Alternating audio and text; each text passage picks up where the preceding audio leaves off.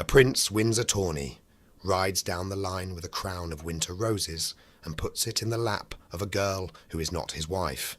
His wife is sitting right there. Nobody says anything.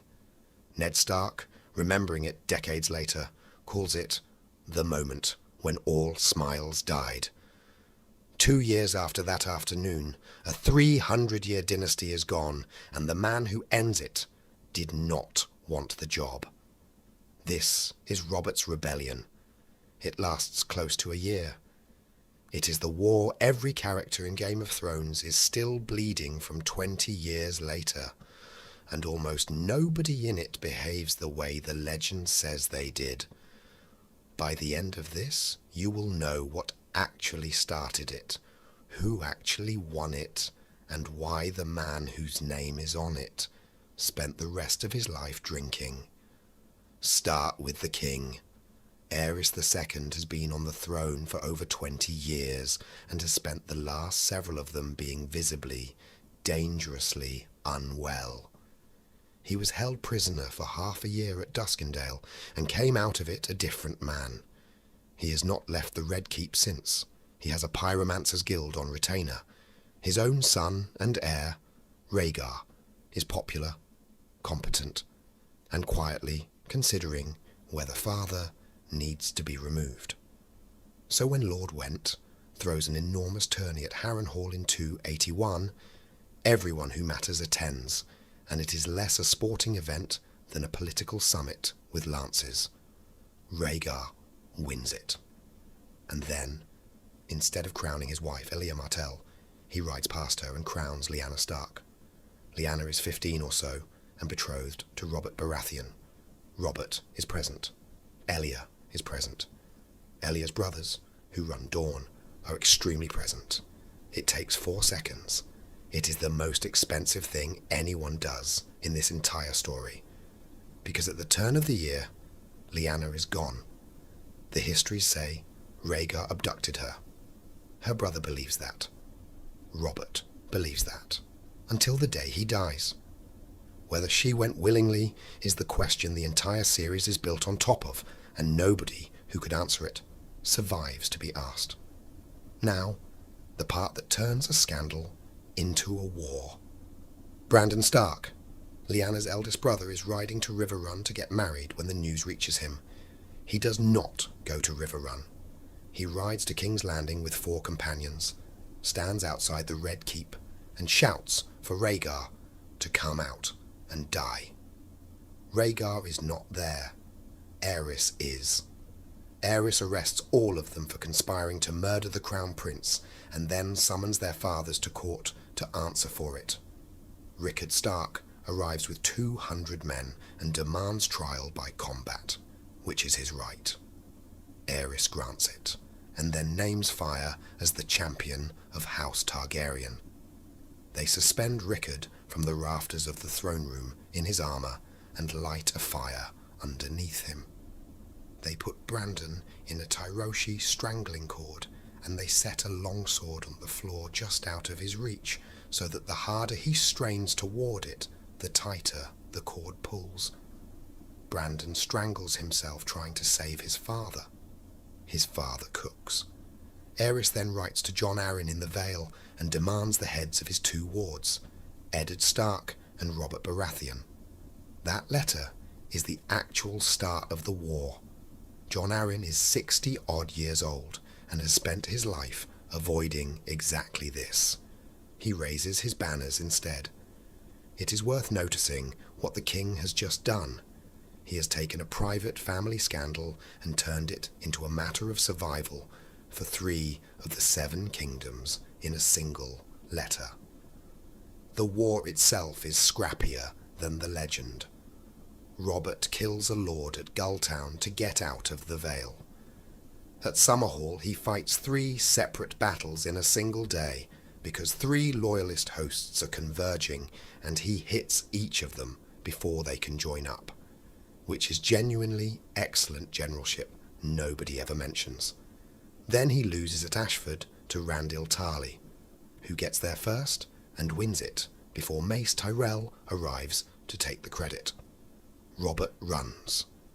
Mace sits down outside Storm's End and starts a siege that will last most of a year, held by Robert's teenage brother Stannis, whose garrison eventually eats the rats and is saved only when a smuggler named Davos runs the blockade with a hold full of onions. That is the entire reason Stannis Baratheon exists as a character. Meanwhile, Robert is wounded and hiding in a brothel in a town called Stony Sept, while the king's new hand, Jon Connington, tears the place apart looking for him. Connington searches every house, offers pardons, offers gold, takes hostages and hangs them in cages, and does not find him. Then Stark and Tully arrive.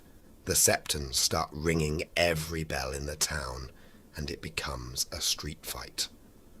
Robert walks out of the brothel and very nearly kills Connington in it. Aerys responds to this by stripping Connington of everything and exiling him, which is how you lose a war. By punishing the only competent man you have left for not being perfect. The rebels then buy the Riverlands the traditional way. A double wedding at Riverrun. Eddard Stark marries Catelyn Tully, who was his dead brother's betrothed, and Jon Arryn marries her sister Lisa. Nobody asks either sister anything. Lisa is chosen specifically because she has already been proven able to bear a child, which tells you everything about how this arrangement was discussed. That transaction produces 2 of the unhappiest marriages in the series, and eventually the murder that starts the next war, then the Trident, and everything after it happens fast. 40,000 loyalists hold the ford. Rhaegar leads them personally, and among his men are 10,000 Dornishmen sent by Elia's family, who are there because Aerys is holding Elia and her 2 small children in the Red Keep as insurance. Robert and Rhaegar find each other in the middle of the river. Rhaegar wounds him. Robert kills him with a hammer blow to the chest, and that is the end of 300 years of Targaryen rule, decided by 2 men in a river over a girl neither of them has seen in a year. And then King's Landing, which is where the rebellion stops being heroic. Tywin Lannister, who has refused to answer either side all war, arrives at the gates with 12,000 men and offers his loyalty. Aerys, badly advised, opens the gates. The city is sacked. Aerys gives the order to burn it, all of it, and Jaime Lannister kills the pyromancer sent to do it, and then kills the king himself.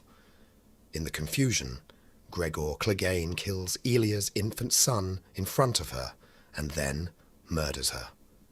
Amory Lorch drags her daughter Rhaenys out from under a bed and stabs her 100 times. Ned Stark arrives to find Jaime sitting on the throne. Robert, when he hears, is pleased. Ned calls it the murder of children and rides away from his best friend without another word. That argument is never resolved. Ned rides south to a tower in Dorne, where 3 of the finest knights in the world are standing guard for reasons nobody will explain. He goes in with 6 men and comes out with 1. Inside is Lyanna, dying, in a bed of blood. She makes him promise her something. He tears down the tower afterwards and uses the stones to build cairns for the 8 men who died at it. That is what the war was for. Robert is crowned. He wanted Lyanna. He gets a throne, a kingdom he has no interest in administering, and within the year, a wife named Cersei Lannister, because the alliance requires it. Here is the bill. Every single thing that happens later is a payment on this war.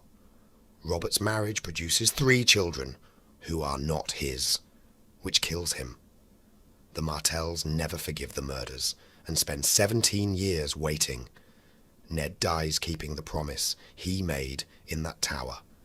Tywin is rewarded for the sack, rather than punished for it.